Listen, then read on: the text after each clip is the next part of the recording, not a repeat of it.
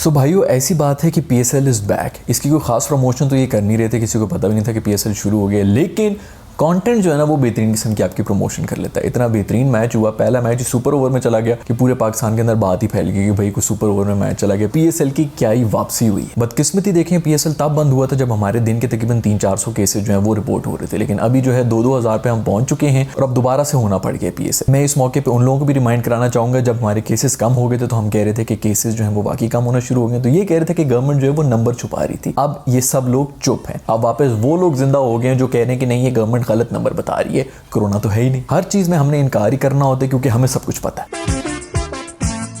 खैर पिछले 4 साल से मैं यही चीख रहा था कि यार जो 2 बड़ी सिटीज़ हैं यानी कि लाहौर और कराची, वो हमेशा बॉटम पे आती हैं टेबल की, उनका फाइनल्स में जाना बहुत ज़रूरी है क्योंकि ये 2 सबसे बड़ी सिटीज़ को रिप्रेजेंट करती हैं और ये PSL ब्रांड के लिए बहुत ज़रूरी है क्योंकि जब इतनी बड़ी पॉपुलेशन देख रही होगी मैचेस, तभी तो TRPs बढ़ेंगी और ज़्यादा स्पॉन्सर्स भी आएंगे और तभी एक्साइटमेंट भी बढ़ेगी इन मैचेस की। अब अगर लाहौर अपना दूसरा मैच भी जीत जाए और फाइनल कराची के साथ हो जाए तो मज़ा ही आ जाए।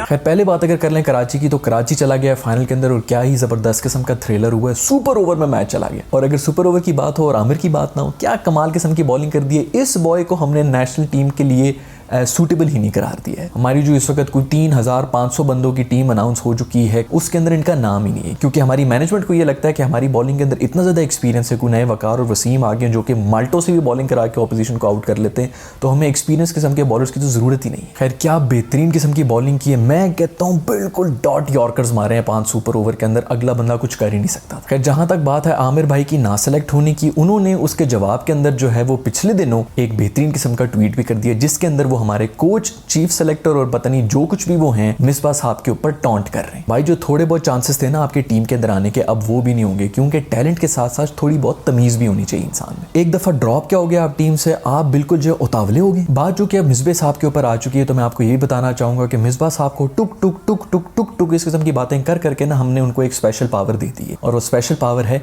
ढीठनेस की। उस बंदे को अब किसी चीज का कोई असर नहीं होता, तो आप जितना मर्जी शोर मचा दें, वो भी इतना अड़ियल है, वो अड़ जाएगा इसके ऊपर। हमारे सब प्लेयर्स को ना मुंह के फायर मारने का और जुगते मारने का बहुत ही शौक है क्योंकि मेरे ख्याल में इनकी सारी इंस्पिरेशंस जो हैं वो स्टेज शोज से आती हैं। आप नेशनल टीवी के ऊपर आ रहे हैं एमी भाई, और आप वहाँ पे बैठ के हफीज़ भाई की जो सूसू की हैबिट्स हैं वो डिस्कस कर रहे हैं। ये हफीज़ को टाइम आउट नहीं कर सकते तुम लोग?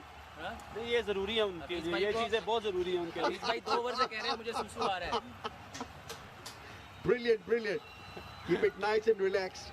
वो इमाद भाई भी जो कराची किंग्स के कैप्टन हैं, वो मैच शुरू होने से पहले मीडिया से ये बात कर रहे थे कि अल्लाह का शुक्र है आमिर को और शर्जील को नेशनल टीम से ड्रॉप कर दिया गया। अब वो पूरा जोर लगाएंगे जिसकी वजह से हमारी टीम जो है वो जीत जाएगी। मतलब किस किस्म की यूज्ड इंजेक्शन से आप लोग हीरोइन के नशा जो है वो अपने अंदर इंजेक्ट करते रहते हैं। आप लोग इतने सालों से नेशनल टीम के अंदर हैं, आपको अभी तक ये पता नहीं है कि नेशनल टीवी के ऊपर या मीडिया के सामने कौन सी बात करनी चाहिए और कौन सी बात नहीं करनी चाहिए। आप इसी जगह ये भी कह सकते थे कि सिंस वो नेशनल टीम से ड्रॉप हो चुके हैं और उनके पास PSL जैसा एक बहुत बड़ा इंटरनेशनल किस्म का प्लेटफॉर्म है, तो इसके ऊपर वो अपनी ट्रू वर्थ को दिखा सकते हैं। खैर आफरीदी भाई ने अपनी रिवायत जो है वो पूरी तरह से बरकरार रखी। उन्होंने एक बेहतरीन किस्म का छक्का मारने के बाद अपनी विकेट भी जो है वो दांत कर दी। लेकिन ये हेलमेट उन्होंने किस स्टाइल का पहना है, इसके ऊपर वाला जो जंगला है वो मिसिंग है। मेरा ख्याल में ये कंफ्यूज कर गए कि बॉल का साइज जो है वो क्रिकेट का नहीं बल्कि फुटबॉल जितना है, जो इसके अंदर से अंदर नहीं घुसेगा। इतना यूजलेस तो बारिश के अंदर वाइपर नहीं होता जितना आपका ये हेलमेट है। मैं पहले भी कोई 25 दफ़ा अर्ज कर चुका हूँ कि जो किट्स होती हैं उसके ऊपर जो ब्रांडिंग हुई भी होती है उसकी थोड़ी बहुत तमीज़ होनी चाहिए। जो फ्रेंचाइज ओनर्स हैं या PCB जो भी ये चीज़ अप्रूव कर रहा होता है, काइंडली थोड़ी सी तमीज़ कर लें। ये किट के ऊपर देखें, इधर नाम की जगह जो है वो फातिमा लिखा हुआ है बड़ा बड़ा। अगर आपने ऊपर ही लोगोस लगाने हैं तो कम से कम कोई तमीज़ वाले लोगोस ही लगा दें, या अगर पता भी है कि ये किसी लड़की का नाम है तो इसको पीछे लगाना बहुत ज़रूरी है। कल को इन्होंने मुँह के ऊपर भी लिखवाना शुरू कर देने लोगोस। वो लाहौर का सुपर मारियो जब तक नहीं आता था ना स्टेडियम के अंदर, मैच बड़ा बेहतरीन जा रहा होता था। अभी भी ये मैच के अंदर बीच में आया है तो मुझे पता लग गया था कि अब लाहौर का कुछ भी नहीं होने लगा, और वही हुआ। उसके एंट्रेंस के बाद से लाहौर की ऐसी जो है धुरगस निकली है। हारिस रऊफ साहब ने आखिरी ओवर के अंदर अपना जो है वो सारा जो जोश और जज्बा उनका वैसे होता है, जो वो वैसे एक दूसरे प्लेयर्स के ऊपर तो बड़ा निकाल रहे होते हैं, मेरे ख्याल में जरा बॉलिंग पे भी कर लें। हमें पता है कि डेथ बॉलिंग के अंदर कम से कम यॉर्कर्स होनी चाहिए, कोई यॉर्कर नहीं कराना, सीधी लेंथ बॉलें मारे जा रहे हैं और टेल एंडर से छक्के खा रहे हैं। ये जाएंगे आमिर की जगह हमें रिप्रेजेंट करने के लिए न्यूजीलैंड में। खैर ये लाहौरी सुपर मारियो आ गए थे तो गेम का जो पासा ही पलट गया था। उसके बाद इनको ये रियलाइज़ कर लिया कि भाई ये मेरी वजह से ही हो रहा है, तो इन्होंने चीखे मारते हुए स्टेडियम ही छोड़ दिया। उन्होंने कहा कि भाई मैं यहाँ से जाऊँगा वरना टीम नहीं जीत सकेगी। तो ये बाहर निकले तो उसके बाद कहीं जाके लाहौर थोड़ा संभला है और वो मैच भी जीत गए एंड में। मेरी गुजारिश है कि कोई लाहौरी अगर कराची में फिर रहा है तो इनके आसपास जाएं, उनको किसी अलमारी में बंद करें अगले सब मैचेस में। इसको नहीं स्टेडियम में आना चाहिए यार, तू कोरोना से ही डर जा भाई, तू उधर ही बैठा रहे। वो एक फूड डलवाने वाला होता है ना हर ग्रुप के अंदर, वो फूड डलवाने के बाद इसी तरह बैठ के जो है एंजॉय करता है फड्डा। मीम्स वालों ने भी इसको बिल्कुल हाथ से नहीं जाने दिया और फौरन इसको पकड़ के जो है वो हर मंजर आम में और हर सिचुएशन में डालना शुरू कर दिया। इधर देखा जा सकता है कि भाई फ्लाइट पकड़ के उम्रे के लिए जा रहे हैं। यहाँ पे ये जिमनास्ट बहनों के बीच में करतब दिखा के जहेज के पैसे जमा कर रहे हैं। घुड़सवारी में भी काफी माहिर मालूम होते हैं भाई। वैसे सोचने की बात है कि जो हमारी नेशनल टीम का इस वक्त कीपर है उसकी एक रीजनल टीम के अंदर जगह ही नहीं है, यानी कि रिजवान की कराची किंग्स के अंदर जगह ही नहीं बन रही। अगर यही बात थी तो इस फ्रेंचाइज ने इसको खरीदा क्यों था? कहीं ये कोई सियासत तो नहीं हो रही, कोई पॉलिटिक्स तो नहीं खेली जा रही है अपनी किसी रीजनल प्लेयर को सपोर्ट करने के लिए? उसका जो कॉम्पिटिशन है उसको दबाया जा रहा है। इस पर तो पीसीबी को नोटिस लेना चाहिए कि एक बंदा जो कि नेशनल टीम को रिप्रेजेंट कर रहा है उसको हम पीएसएल का एक्सपोजर ही नहीं दे रहे, तो ये तो ओवरऑल टीम को नुकसान है। और अगर इस किस्म के प्लान्स थे कि आप लोग सियासतें करके इसको टीम में नहीं रखना चाह रहे, तो मैं आपको बताना चाहूंगा कि आप लोग जितनी मर्जी प्लानिंग कर लें, एंड में होता वही है जो लिखा हुआ होता है, जिसके नसीब में जो होता है वो वही होता है। कराची वैसे जीत तो गया और बड़ी अच्छी बात है कि जीत भी गया, फाइनल में भी चला गया, लेकिन मैं उनकी इनिंग्स भी देखते हुए ना यही देख रहा था कि सिर्फ बाबर ही जो है वही थोड़ी स्टेबल इनिंग्स के साथ चल रहा था। मुझे इसी चीज का डर था कि जिस वक्त भी बाबर आउट होगा तो इनकी हालत खराब हो जाएगी, और वही हुआ। जैसे ही वो आउट हुआ तो इनसे 15-20 रन भी बनाना मुश्किल हो गए थे, और लास्ट बॉल पे जाके इमाद के चौके की वजह से ये आए सुपर ओवर में, वरना इन्होंने सुपर ओवर में भी नहीं आना था। फिर बहुत से लोग ये भी कह रहे होते हैं कि बाबर कब फिनिशिंग सीखेगा। मेरे दोस्त, वो स्टार्ट भी कर रहा है, वो बीच में पूरी इनिंग्स को भी स्टेबल कर रहा है, वो लेके भी जा रहा है। अगर फिनिशिंग भी उसी ने करनी है तो यार जो थोड़े बहुत काम रह गए ना वो भी उससे करवा लो। अगर गाड़ी के ऊपर पोछा लगवाना है तो उसको बता देना, वो भी मार लेगा। हर प्लेयर का एक रोल होता है, उसको कम से कम कोई एक रोल दे दें। अगर उसने सब कुछ ही कर लिया तो बाकी प्लेयर्स को रखा हुआ क्यों है टीम के अंदर?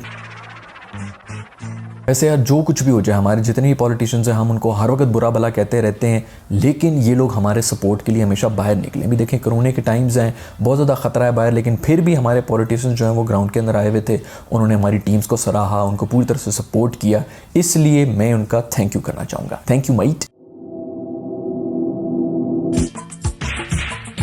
भाई मैं कितनी बार कहूँ कि ये जो एज वाली बकवास है इसको तो आप बिल्कुल ही बंद कर दें। हफीज़ ने एक दफ़ा फिर ऐसी ज़बरदस्त किस्म की इनिंग्स खेली है जिसकी वजह से बड़े बड़े जो यंगस्टर्स हैं वो शर्मिंदा हो गए। ये बंदा 40 साल की उम्र में आके वो क्रिकेट खेल रहा है जिसने पूरी उम्र कभी नहीं खेली थी। मुझे लगता है कि इससे पहले तक जो है ना किसी चीज़ को सीरियसली नहीं ले रहा था, अब जाके जो है इन्होंने क्रिकेट को सीरियस लेना शुरू किया। होता है बहुत से लोग होते हैं जो एज में बड़े भी हो जाते हैं लेकिन वो अपनी जो प्रोफेशन होता है उसको इतना सीरियसली नहीं लेते। भाई जो भी हो रहा है ये नेशनल टीम के लिए बहुत बेहतर है, मेरा ख्याल में इसको बिल्कुल रखना चाहिए, क्योंकि मिडिल ऑर्डर में वैसे ही हमारे पास कोई नहीं है। वैसे भी हफीज़ भाई की हिस्ट्री ही यही रही है कि जब भी इनको टीम से निकाला जा रहा होता था तो ये इतनी बेहतरीन किस्म की फियरलेस क्रिकेट शुरू कर देते थे कि बहुत ही बेहतरीन किस्म की इनिंग्स खेल लेते थे और वापस टीम में आ जाते थे और फिर वही कामती हुई शॉट्स खेल खेल के आउट हो जाया करते थे। तो मेरा ख्याल में इनको जब से ये बताया गया है कि बस ये मोस्ट प्रॉबेबली आपका आखिरी टूर्नामेंट है या आखिरी मैचेस हैं, तो ये बिल्कुल फियरलेस हो गए। ये बहुत ही बेहतरीन किस्म की हिकमत अमली है। मुझे तो लग रहा है कि इसके पीछे मिसबाई है जो उसको डरा के रखा हुआ है। Well done you resin smite. इसी से याद आया कि वो डंग की भी यार जो च्युइंगम है, डिंग डोंग बबल गम, वो उसको वापस दो यार। लगता है वो एक्सपायर हो चुकी है क्योंकि इसके अंदर से वो कुछ नजर तो आया नहीं हमें। दूसरी तरफ अगर बात कर ली जाए तो मेरा जो फखर दोस्त है माशाल्लाह आपने फिर एक बेहतरीन किस्म की इनिंग्स खेल ली है। मुझे लग रहा है कि अगले जो 2 मैचेस है ना उसमें से किसी एक मैच के अंदर ये ऐसी बेहतरीन मैच विनिंग इनिंग्स खेल लेंगे ना कि वापस टीम के अंदर आ जाएंगे। Come on might memes review. या खुदा ये जो मेरी टीम ने 5 साल से जीतने से सोशल डिस्टेंसिंग की हुई है इसको इस दफा खत्म करवा दे, आमीन। फखर भाई इतना टाइम हो गया, टीम में कब परफॉर्म करोगे? वो छोड़ो, पहले ये देखो। जब आपका दोस्तों के साथ कड़ाई का प्लान हो और आप दोस्तों के बताए हुए वक्त पे पहुंच जाए। ये भाई हैं जो शायद कोई गलत मैच स्ट्रीम कर रहे थे, लाहौर और पेशावर का।